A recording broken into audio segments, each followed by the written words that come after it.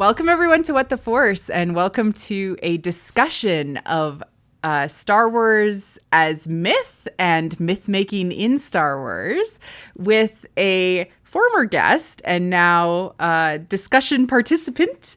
Welcome Ken Liu, the author of The Legends of Luke Skywalker. Welcome, Ken. Hi, Marie Claire. Thanks for having me.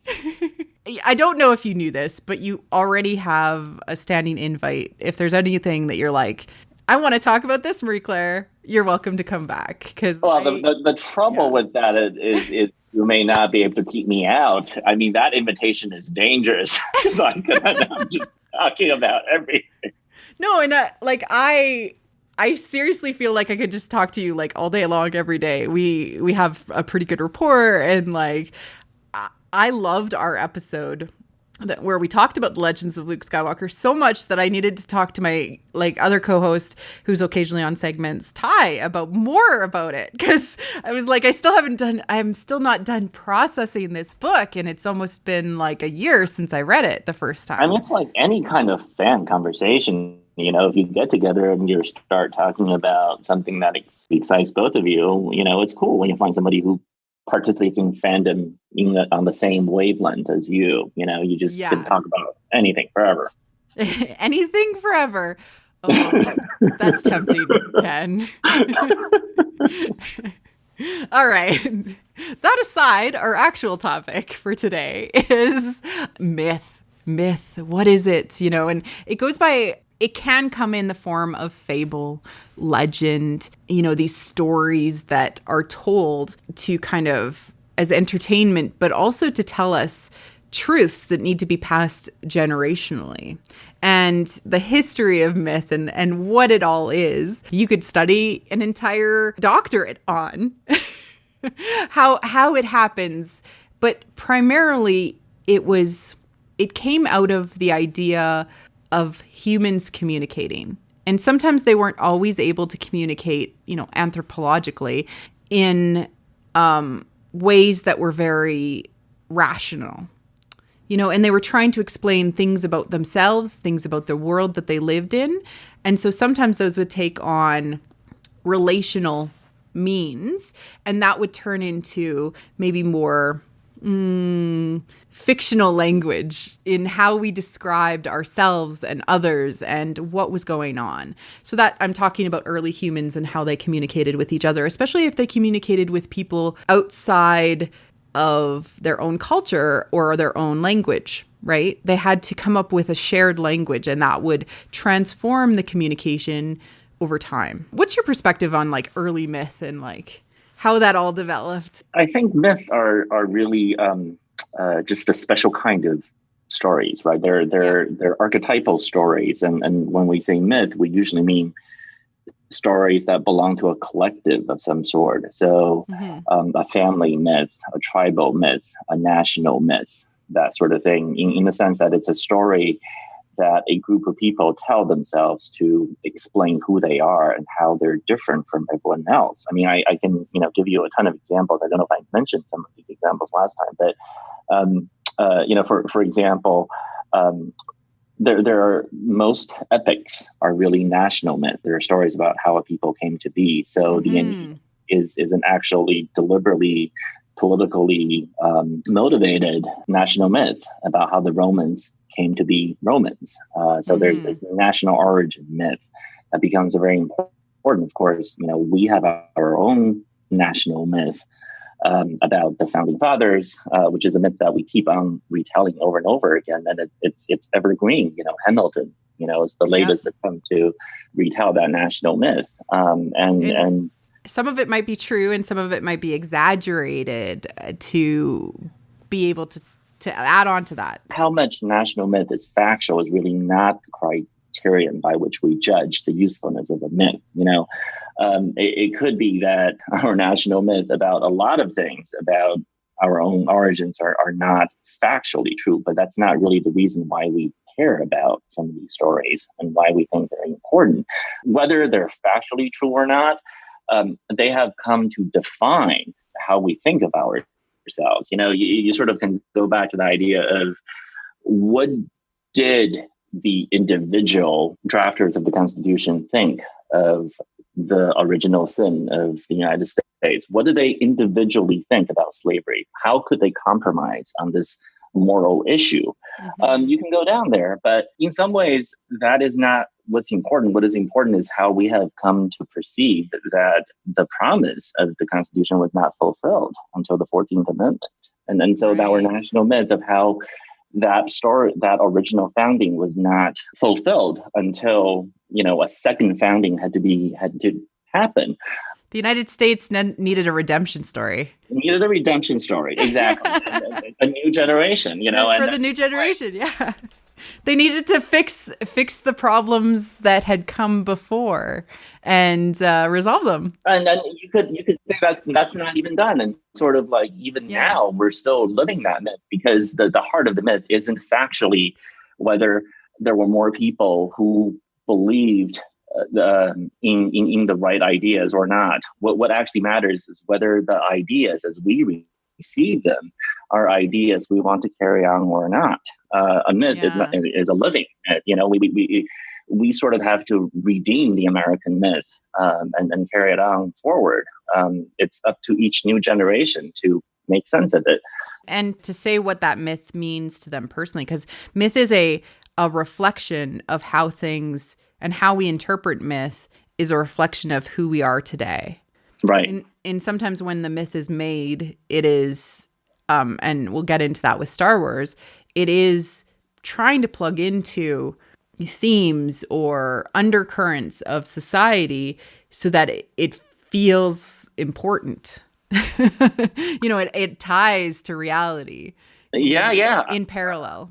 Absolutely. And I think that has to do with just the way we human beings are wired. I mean, I don't know, whether there's some sort of biological support for this, but it seems to me that we human beings are, for whatever reason, evolutionarily adapted to create patterns of narratives about things that are otherwise completely random and not related. I mean, if you objectively analyze your life, there's not a whole lot of plot to it. It's one random thing happening after another. How you meet the person you end up falling in love with, how you pick the career you end up pursuing, how you fall in love with a particular book or film or whatever. These are all completely random. It's one random thing after another. Sometimes the most important things in your life are caused by completely coincidental events. But when we go back and try to, when we go to a job interview and people ask you, why did you pick these jobs? You always retrospectively come up with some story that makes sense of it. This all makes sense. When I was a small child, I had this dream. And then you go on, and everything comes to have a plot, and your life comes to have a character arc.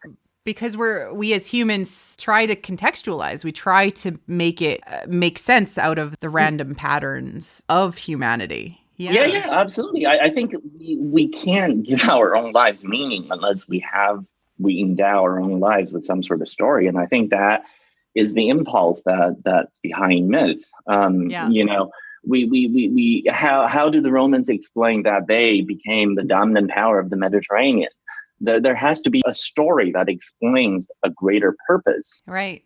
And our national history is filled with the idea of explaining over and over again, why did we win the Spanish-American War? Why did we win World War I? Why did we win World War II? How did we become the leader of the free world against the evils of Nazism and communism? Yeah. These are all national myth that we can't say, well, it's just a random happenstance because we happen to, have colonized the right continent and killed a lot of people, and then economically, and we just happened to be in the right place with the right industrial base, and then we ended up winning.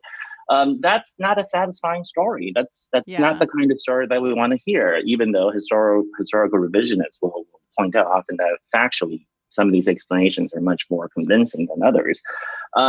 We tend to enjoy mythological explanations of where we are and how historical trends end up being the way it is. It's just a natural impulse. I think it's how we give our own lives meaning and how we give larger collective identities meaning as well. I also think that, tying to how myth takes on supernatural properties, there's actually a a fair amount of research done into the creation of the god myths and like interactions with humans and how people have been inspired to feel connected to the other. And earlier on in humanity's life, we didn't understand where ideas came from, right? As humans, we didn't understand. We had a brain and we had different cortexes that talked to each other. And so you're facing a problem as a human. You're out there trying to solve a problem, and suddenly a flash of inspiration happens to you. You might hear it inside of your head as a voice that is not your own, or it sounds different to you because you hear your voice through your vocal cords and you hear your internal voice probably as something different. And you think a god is speaking to you because you don't have a concept of that you can have your own thoughts. And so there is a fair amount of ideas that we ourselves created the mythologies of God speaking to us to give us, inspiration for, why did I write this poem? Well, it seemed to, the muses gave it to me. And sometimes it feels that way, certainly as a writer yourself. Where did it come from? Well, it kind of appeared one day. The muses gave it to me. And that's where like the God idea is coming from, is us trying to process without meta thought to understand where the thoughts come from. Mm-hmm. And that gets turned into, well, yeah, I did this because I had this thought. So that was, well, what happened? And then you start to tell a story to explain that, much like the national myth idea is that we try to explain how we were able to be successful in those situations, or even why we were unsuccessful and it was a tragedy, or why this hero would be unsuccessful because the gods were interfering, or they gave them the wrong idea, or they did the wrong thing to them. Mm-hmm. Yeah. To your point, and I think, sometimes the power of these mythologies, of these stories that we tell ourselves, the power of them is that they actually allow us to do the right thing and to survive, even because without some of these stories, we literally can't survive. I mean, the best example I can think of is the whole idea of free will. There's a very serious strain of contemporary thought, philosophically and scientifically, that cannot find any evidence that free will actually exists. There's simply no evidence at all there's free will, because everything is ultimately deterministic. And even the quantum randomness is not the kind of randomness that has anything to do with free will, the kind of free will that we want. But the thing is, you cannot live like that. If you try to tell yourself there's actually no free will, everything I do is predetermined, what I'm saying now was predicted and determined the moment I was born. You literally cannot live like that. It's not a helpful thought. It does not allow you to do anything. It's a completely useless fact if it were true. Yeah. In order to survive, to go on in life, you must pretend, at least, as though the idea of free will were actually true. And I think a lot of times myths are useful in that way. Mm-hmm. It's not relevant whether factually, Jesus did these XYZ things. What matters is we act as though these things are true. For example, if you happen to believe in one set of myths. And what matters is whether you take inspiration from these stories to do the right thing. That to me is much more important, and why myths are interesting. How are these stories passed down?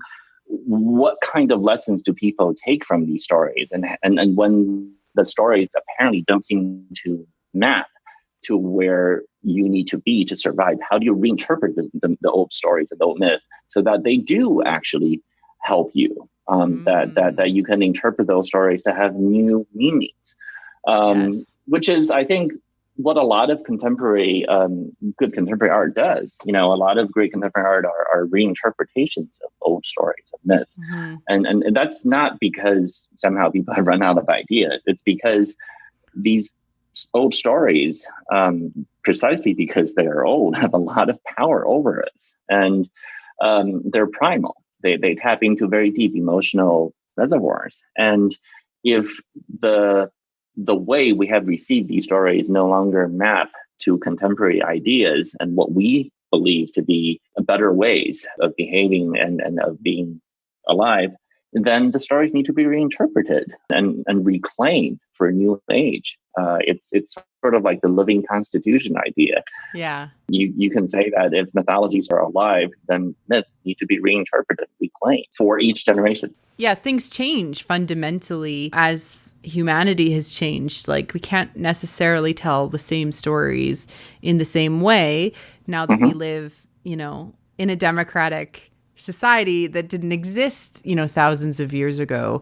And that, we have these ideals of human rights. And that, if you think about Greek and Roman times, not everybody was free. Not everybody could vote. Not everybody. This is kind of a side story, but my daughter did an exercise in class on the Greek government and to talk about how many people could vote based on the class size. Right.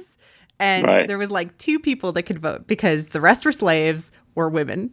Right. And it was like, we have to take it and put it through a new lens because our values as a society, as our collective, understanding of the universe that we have lived in has improved. We understand things differently. In your example, it's the idea that we're not copying the implementation of the idea, but we're taking the idea they had and then saying that if the idea were expressed purely or more purely, as we understand it, then everybody would get to vote, not merely those 2. Yeah. Whether that is how the original holders of those ideas would have understood the ideas is actually not as important to us. Right. As how we need to understand those ideas. The Platonic ideal of the truth that was found in the original myth, if you take it out of its context and you put it into a new context with new framing, etc., if it still holds true, perhaps it is closer to the truth than we actually thought so in the beginning. That's a nice way of putting it. Yes. I like that. Yeah, because that's when you know that something is consistent and relevant over time, is if you are able to take a concept or an ideal and it works in multiple situations, that it's more likely to be true. Mm-hmm. Mm-hmm. I mean, the alternative to that is to say, well, because we know that these ideas of equality and freedom and so on were not implemented by the people who supposedly held them in the way that we would believe is not hypocritical, then perhaps we should be much more skeptical about the ideas fundamentally and try to come up with new ideas that are entirely compatible with how we understand justice, fairness, and all these concepts ought to be. I think either approach is fine. Whether the real issue is what is ultimately actually useful to you and to create a world that you actually find to be better. You can either throw away the old myth and create new ones if you feel like that is the only way to move forward, or you can reinterpret and reclaim the old ones. Either way, I think it works. And I think this is a good segue to start talking about the versions of modern day myth that we have received. And there's actually a term for this, which is mythopoeia, which is the idea that fictions can create mythologies that humans, viewers, readers, etc., feel connected to in a way that is very much like mythology. And there's a couple of key people that have spoken on this, but primarily it's Frank McConnell, who actually wrote a book on storytelling and myth making. He talks about how film and literature matter as much nowadays as versions of the myth in the past now do, because they're almost like fulfilling the vehicle of myth making and allow us to project that myth into our personal worlds a lot easier because of the media nowadays that we're able to see it. And, he certainly refers that to Arthurian legend, and that coming up in our world. Lord of the Rings is an example of a created myth, although it is based on European mythology. Like the song about the Nine Rings and the dwarves that was done by, I think it was Wagner. He very much based the world on that idea. And of course, Star Wars, which George told Bill Moyer that he consciously set to recreate myths and classic mythology motifs. Like, he consciously has done this. And I'm sure that Tolkien did that as well, like taking the archetypical relationships, taking some of the stories, the mythologies and the fables of Europe and reinventing them into his world. Mm-hmm. But I think it's fascinating that he's consciously making this, George is. I don't know if it's actually all that unusual, to be honest. Yeah. Historically, again, if you take a look at great national epics like the Aeneid or Paradise Lost, they were written by authors who were very much conscious of the whole myth-making process and decided that we're going to take old myths and dress them up for modern needs, mm-hmm. and rewrite them for modern needs. If you're talking about Tolkien or other modern myth makers, let's say, the Marvel or DC universe, these are all literally also demigods on the screen, basically.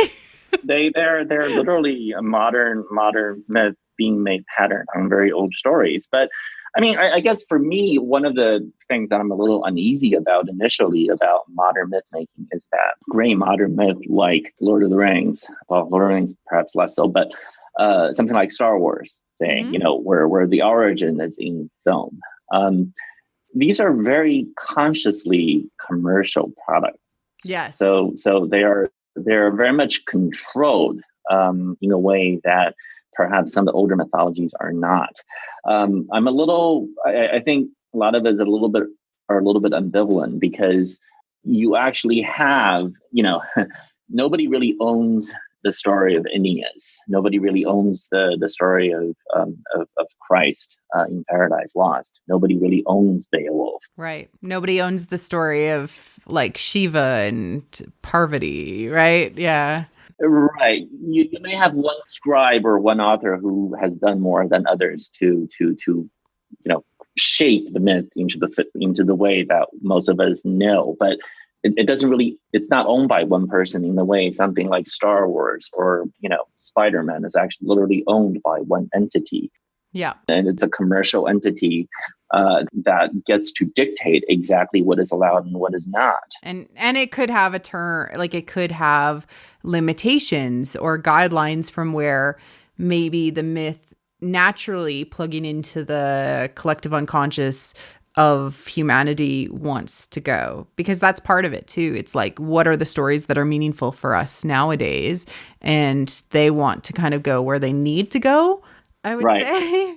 Right. But that gets at the interaction between fandom and the creators, right? If you're talking about, say, the Christian myth, you could say the church owns that. And the various religious revolutions we've had in Europe and America for centuries has been about who gets to direct the direction of this myth. Is it the church or is it the believers, the Reformation? And all the various revolutions we've had, especially in this country over religious interpretation, has been about you can interpret as a conflict between fandom and the authorities, and so to the extent that you see very heated disagreements in fandom in Star Wars now about where the myth is going, it is a little bit like that. It's the question of who gets to own this myth and who gets to direct where it's going to go. The only difference is legally, there actually is an owner for Star Wars. Yeah. who gets to dictate exactly where it's going to go. But I think a lot of fans believe that that's not necessarily true, because there is the official Star Wars, but there's also fandom, which is an independent thing. That very much explains so much in my brain.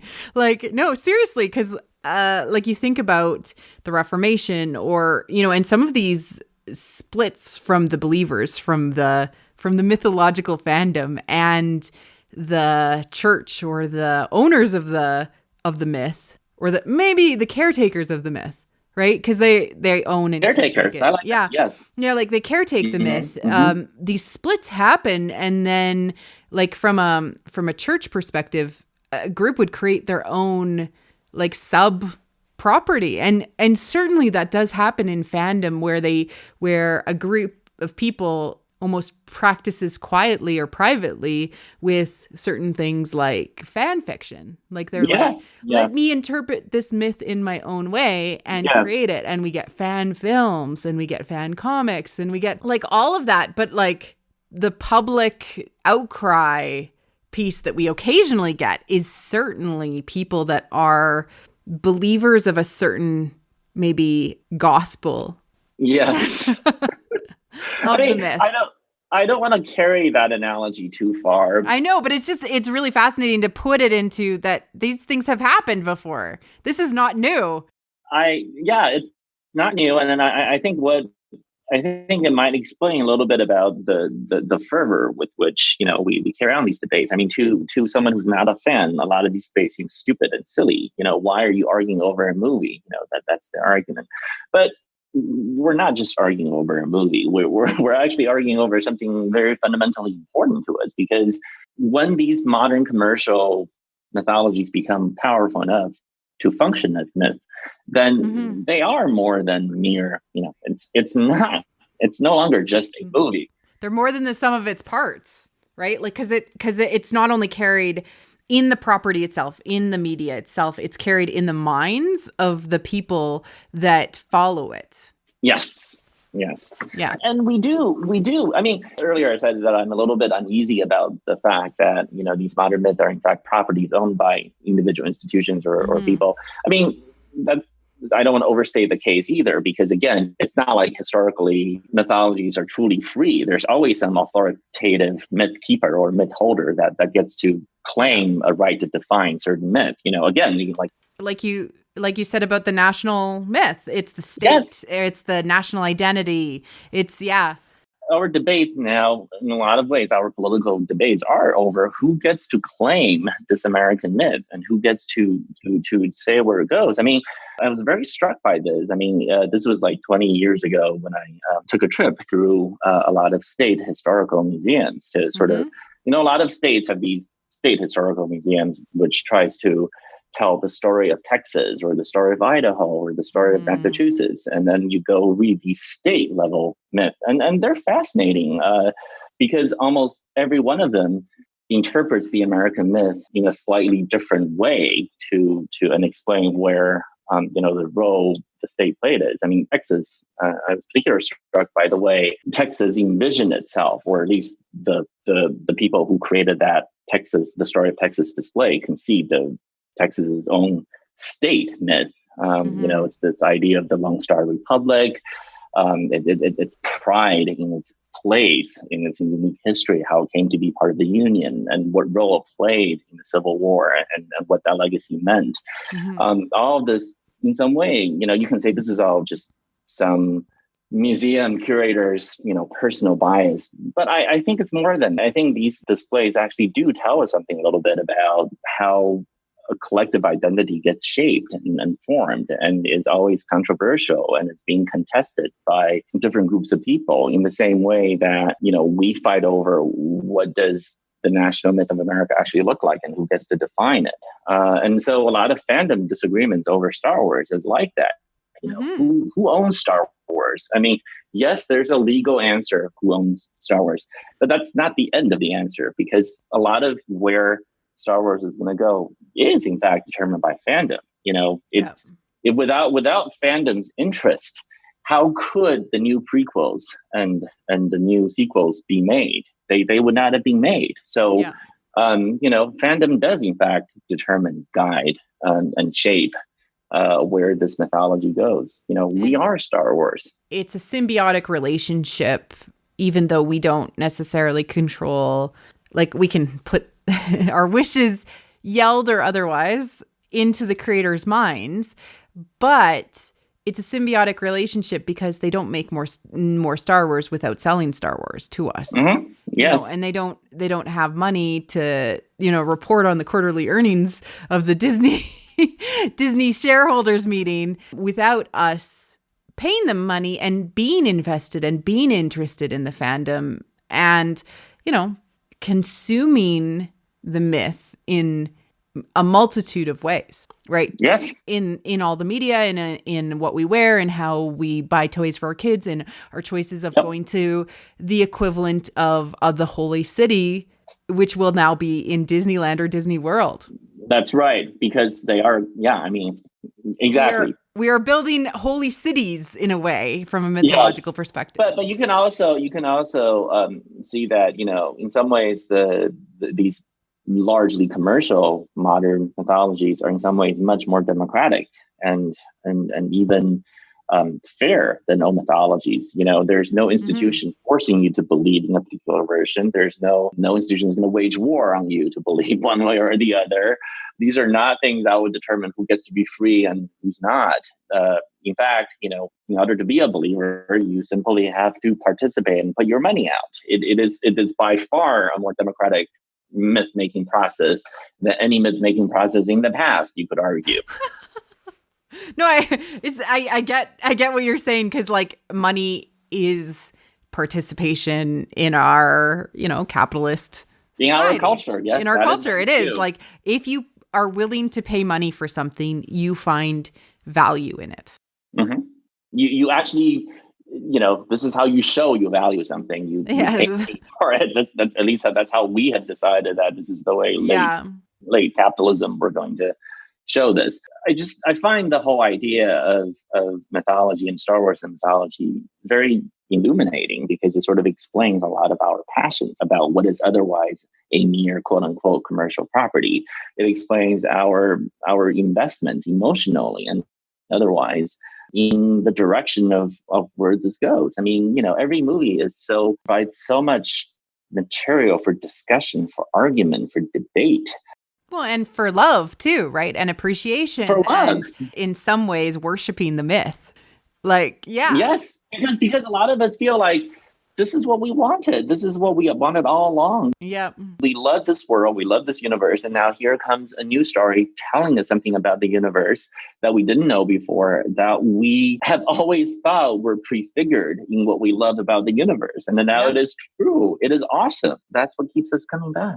But that gives us, a sense that the myth will potentially, I know Kathleen Kennedy has stated previously, Star Wars is one story. And I like that idea, because it's very much saying like it's all part of the same mythology. Rather, wherever they go in it, it's going to tell, the repetitive themes that are important to the overall story itself. And when you have repetitive storytelling in mythology, it's because maybe the original myth wasn't able to solve the problem. And so it needed to be viewed through a new lens, told in a different way.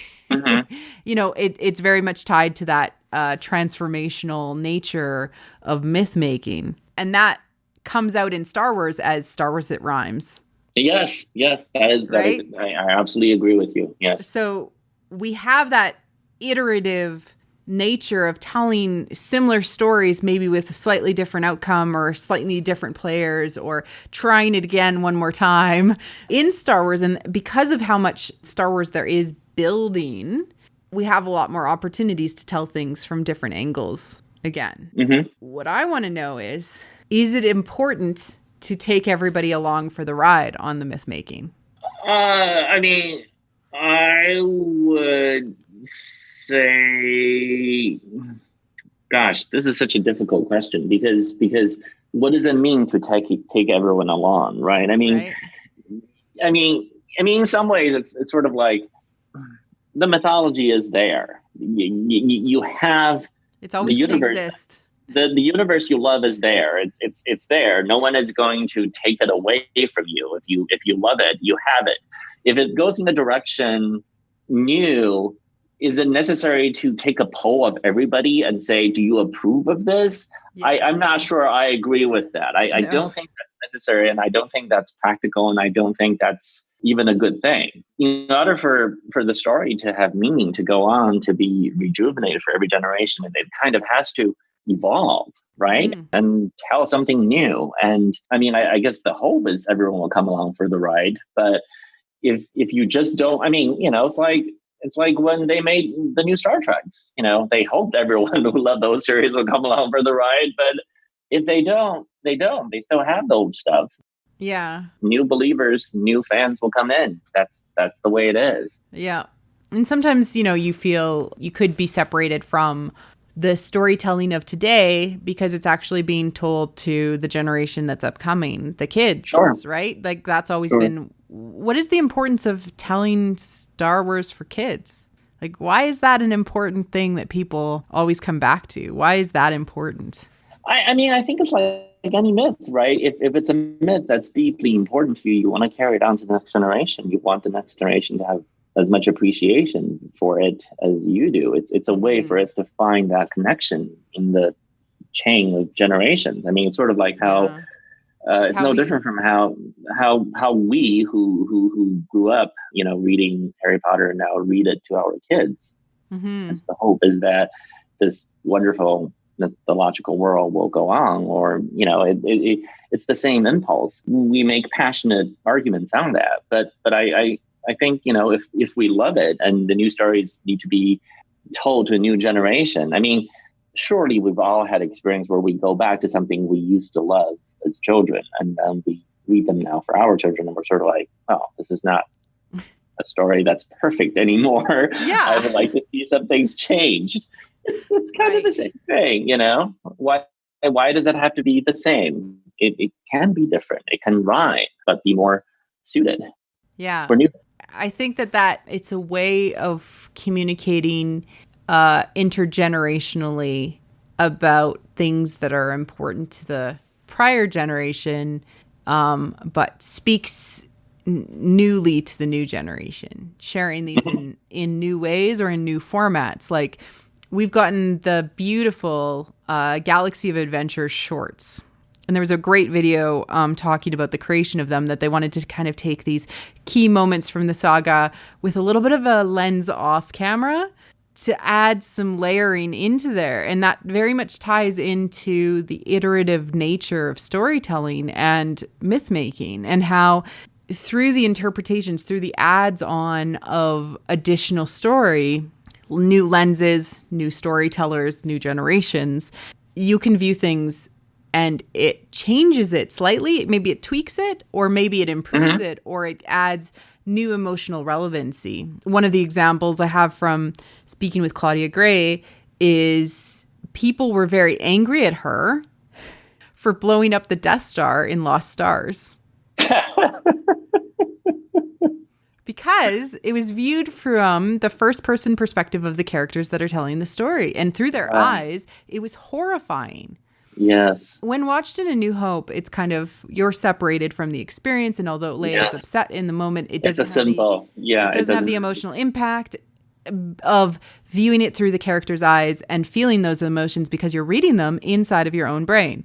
And we're going to get more of that storytelling iteration and improvement with things like the Star Wars Resistance cartoon, where we have seen for the second half of this season, we will be getting Kaz seeing Hux's speech of him about to blow up his home planet.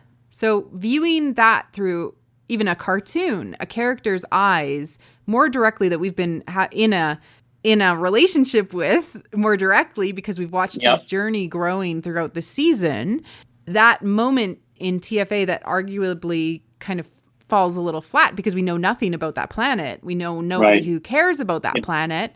Right. We have no emotional investment in it. Yeah. Right. We will get emotional investment. And that's maybe some of the power of being able to tell, the myth from a new perspective, or the myth in a new way, or the myth from a first person perspective's view.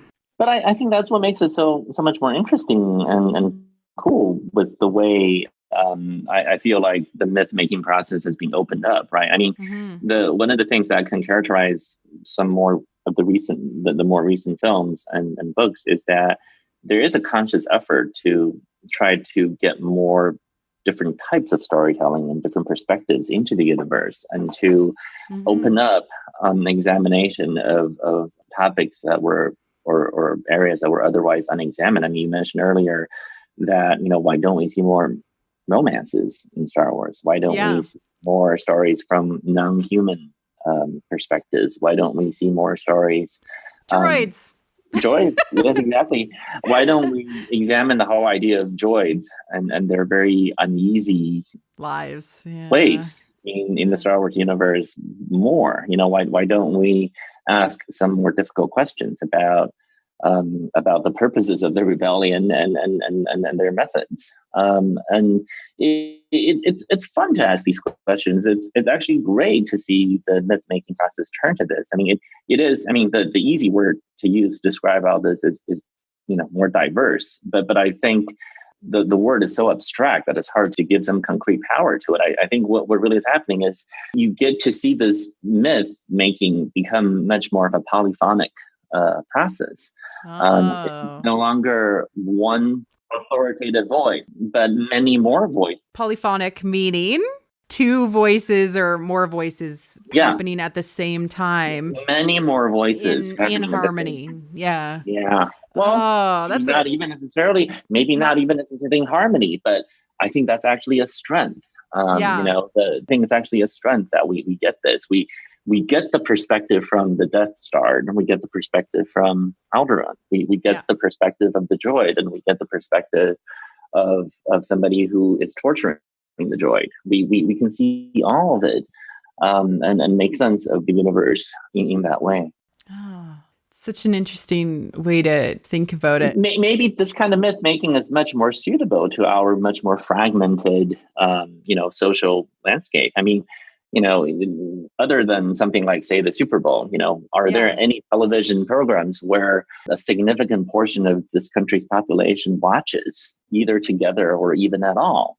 We are so now fragmented in the way we consume our media, the apps we use, the Netflix, Hulu shows we obsess over.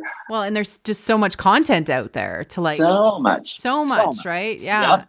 And To be a bestseller these days means many fewer copies than it used to be. But at the same time, so maybe that is the way, the very diversity, for lack of a better word, of storytelling in this myth, in this mythical world, in this mythological process, is very much the right process for our time and for our generation.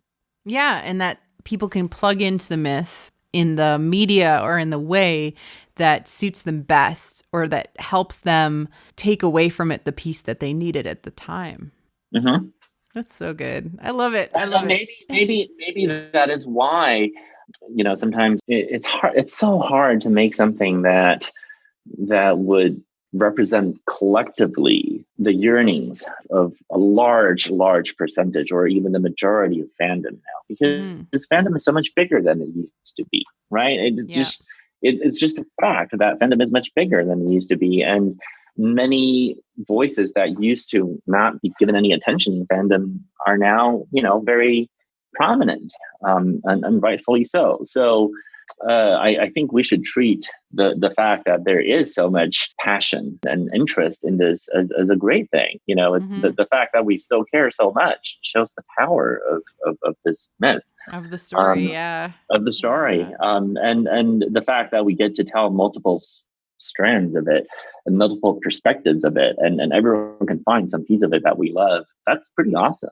That's incredibly amazing. I mean, think about how much more alive and diverse and cool Star Wars is compared to, say, Lord of the Rings. I think it's like what it's doing, especially I spoke with Leland about this. It is now the most ambitious or storytelling property out there because of its multimedia format, because of how many creators are part of it, because of how many iterations of similar storytelling there are in the same vein, like the polyphonic voices that you mentioned. Like an example is any of the movies nowadays. The Last Jedi came out. We had The Last Jedi. We had the music only version of The Last Jedi. We had the novelization. We had the junior novelization. We had the junior novelization. We had the comic version. We've had I would say that it actually is classified as different, the audiobook version of Jason Fry's novelization, because it has a layer of sound design built into it, and it is told to us verbally by an actor who is interpreting the words that Jason had. So it's less direct source. Like, all of these things exist in the same universe and are all true. Yes, absolutely. And they're from different angles, and we're not even talking about pure fan creations, No, this is all from the creation directly from the, from the custodians of the myth. Yes, right? That's right. Yeah. And then we have layers of storytelling that have happened since then. Like, I know of at least 3 or 4 Kylo Ren Ben Solo perspective fan fictions out there of The Last Jedi. That's right. Because those have not been written by the custodians, so they've been written by the believers. I love it. I know, it's a great time to explore this. It's really a great time to be a Star Wars fan. It's the mythology has opened up, and there are so many more places for you to find yourself. It's sort of like that picture of the Senate chamber, from I can't remember, from one of the prequels. I can't remember which one, but the floating pods, there's a pod for everyone. All the voices are represented. What is our Senate pod that we have landed into? I want to pivot a little bit now and actually talk about in-universe myth making, and you have had the pleasure of contributing to the in-universe myth making, and we've gotten the Tales of Vandor, which are Unreliable Narrator by Jason Fry. We're also getting a new book coming out in the summer, Star Wars Myth and Fables, which I hope we go to week. Week is like the like fantasy planet in EU, where they like call the lightsabers dawn blades, and like they all land there, and we're stuck, and like there's dragons, and like I hope it's basically set on week. I will just like die. I'll just like it's awesome. It's all just stuff happening. Yes, I'll just die and live forever on week. But I find it. Okay, so we're getting a little meta. Like we're going deep because we have this myth. This Star Wars is a myth. It is its own myth. It's its own mythopoeia. It's without got its a question. Own, it's got demigods who are connected to this other power, and there's generational storytelling happening, and it's got people with that are trying to tell us truths about ourselves and hope and trust. And characters with symbolic names. It's about as myth as you can get. Exactly. Yes. So, we don't need to go into the details. We've talked about this on the show a lot. Yeah. We have I have an entire segment that goes into these things. So please do check those things out. But now we're getting into, the myths themselves have myths. Why is that important to have myths about your myths? I mean, I think it's sort of I don't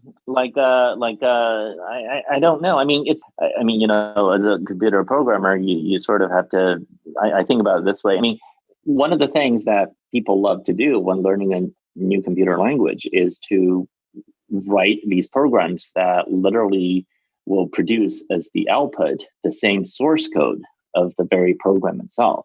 The self-recursive nature seems to be one way in which we define something as self-sufficient, as complete, or as, standalone. So Star Wars as a myth isn't complete until there can be an in-universe myth, until it can be recursively create its own sub-mythology. I think it's just this idea that we have. I mean, you see this in all sorts of myths too, because if you go back to, again, the Aeneid, it's a mythology based on, the Trojan War. But one of the more amusing scenes to me is where I think it was actually Aeneas who reports to other people the story of the Trojan horse. In fact, the story of the Trojan horse, which we now think of as the archetypal, story of the Trojan War, was fan fiction, if you will, a fan mythology by, Aeneas of the original. It's sort of an in-universe myth that justifies its own existence. And if you go to Paradise Lost, there's this wonderful, lovely scene where Adam and one of the angels, I think it's maybe Raphael, who comes down to talk with him. And Adam asks these questions about, why did God create all those stars out there? Do you think there are other, orbs running around those stars? Are there other people living on those orbs? And it's just this wonderful moment of in-world speculation about the existence of aliens, about other creations, about other mythologies. I mean, Raphael sort of shuts it down and says, don't think about that, just focus on your own thing. But it's just a wonderful moment of in-universe myth-making, literally happening under the eyes of God. And so I think this is like that in Star Wars, where you have, to make the myth seem complete, we have to have a level of recursion. We have to have the figures create their own myth that justify their own origin. So, anyway, it's a very natural part of any kind of large myth-making effort. I think we're going to get more of that. Like, I think we'll, I think we're going to get, like, if 9 is the end of the Skywalker saga, right? We're going to get in-universe myths about the Skywalker saga, much like you wrote in-universe myths about one Skywalker, which will frame the story in a mythological lens, like making it seem, more, in universe to the characters within universe. Because I think that unreliable narrators allow for, what we do with the national myth more directly, right? Smooth over the rough edges a little bit more. Yes.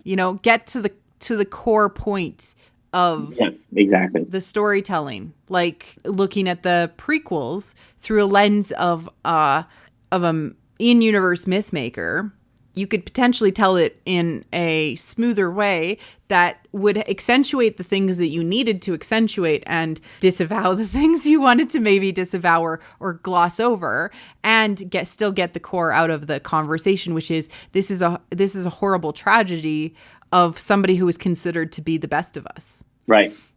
So in universe, it'll allow storytellers a chance to tell stories about the stories that have been told from a new perspective, unreliable narrator, with still respect that those other stories still exist. Yeah, that kind of meta critique and meta dialogue and meta commentary in universe, I think is going to just become more and more popular and critical.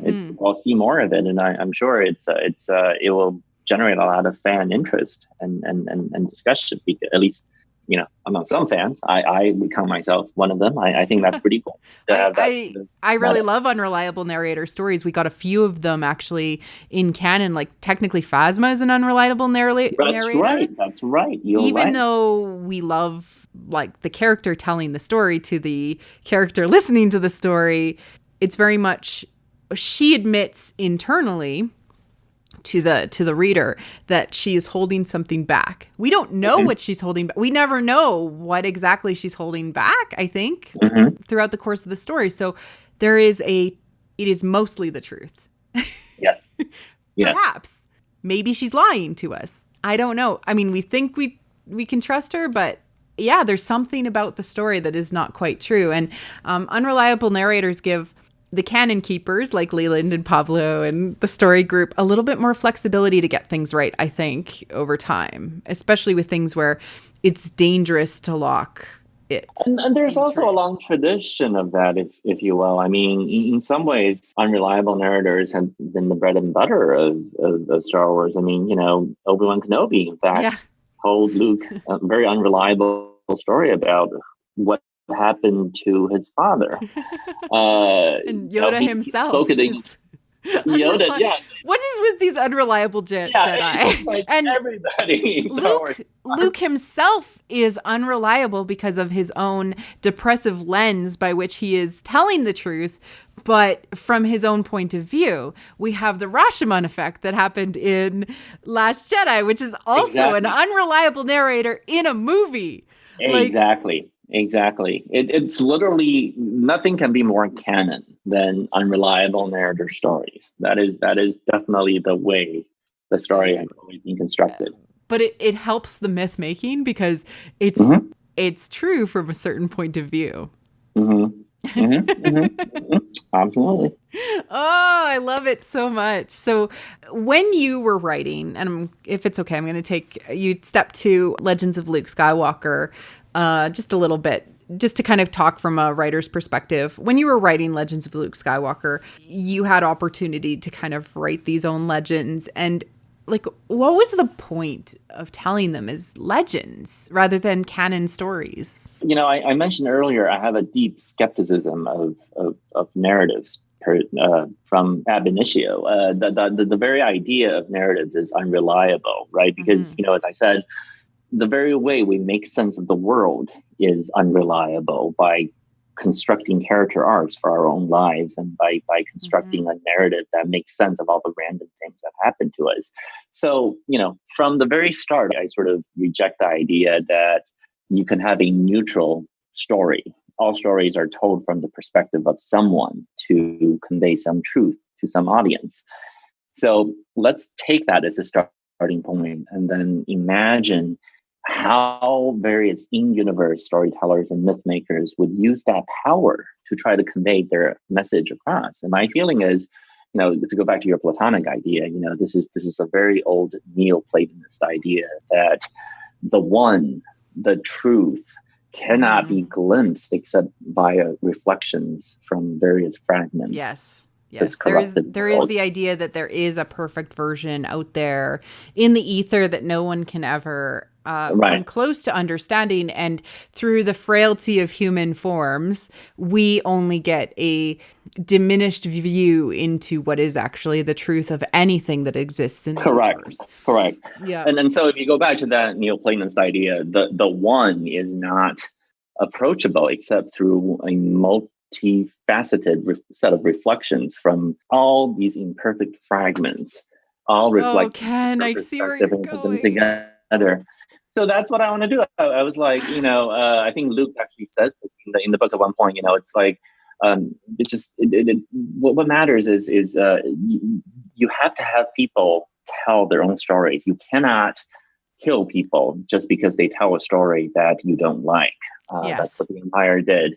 So let people tell their stories in the multiple reflections and distortions from all these imperfect mirrors.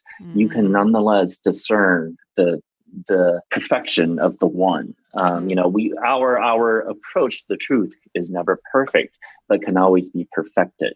That very much ties into what we were just talking about before, but because of so many angles and so many reflective points by which we tell stories about Star Wars, we are able to get closer to the truth in the Platonic ideal, because we have so many different angles by which we can view the diminished idea of the truth.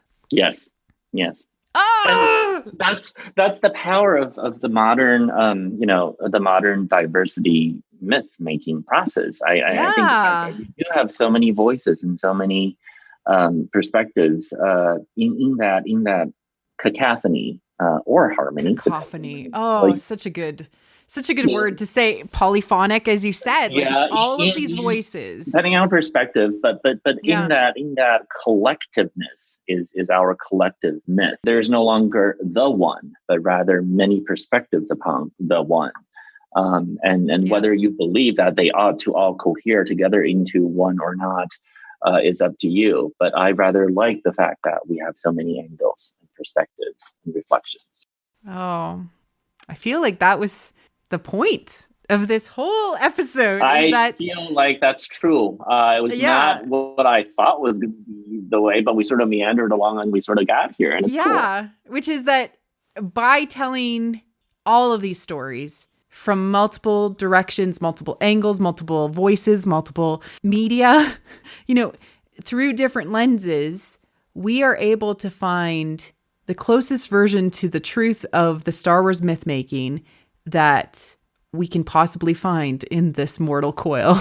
Yeah, exactly. Because we are in fact imperfect creatures, limited by our form, and this is the best we can do. Oh, wow. Okay. You're welcome back anytime, Ken. This is so much fun. But I love this. Yeah, this is well. I mean, this is exactly the kind of fandom conversation that I love to have, which is you find someone who appreciates this stuff, and then you start talking about it, and you get into so deeply into it that a non-fan would think we're crazy, but that's the way it is. Well, and I don't know. Like I think that it's very much these conversations that need to happen, and we need to have them more in these,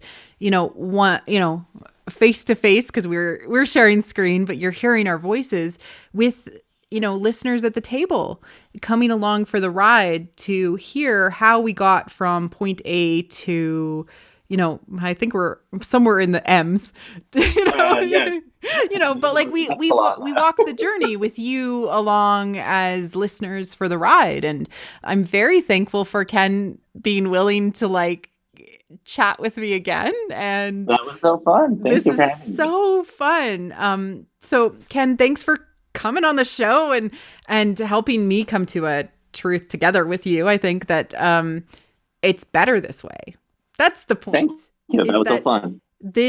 That doing the multimedia universe in Star Wars as a myth maker is better this way. I think so. Yeah. I think so. Ken, where can people find you if they're looking for you? They can come to my website, which is kenliu.name. That's KenLiu.name. And they can sign up for my mailing list when I will announce various projects. Thank you again. And of course, cheers to everyone listening. Thank you. Thank you, everyone, for listening to What the Force. I'm Marie-Claire Gould, your host. Our music is the What the Force theme, orchestral music by Christy Carew for What the Force. We have a Patreon at patreon.com/whattheforce. We like to thank all of our patrons, especially those who love What the Force, Night Huntress, and In Wild Space. We are available on iTunes, Google Play, and other podcatchers, including YouTube. You can connect with us on Twitter at WT Force Show. Feel free to reach out and start a conversation. Cheers.